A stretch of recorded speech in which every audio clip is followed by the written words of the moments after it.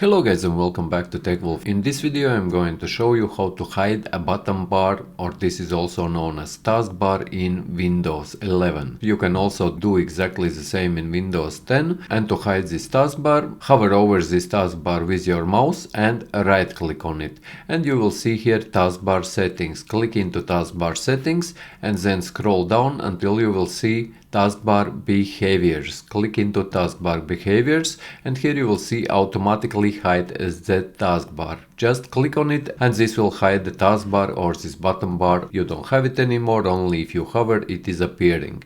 So yes guys, hope that you found this video useful. If you did, leave a like, share this video, subscribe to the channel if you are new, and see you in the next one.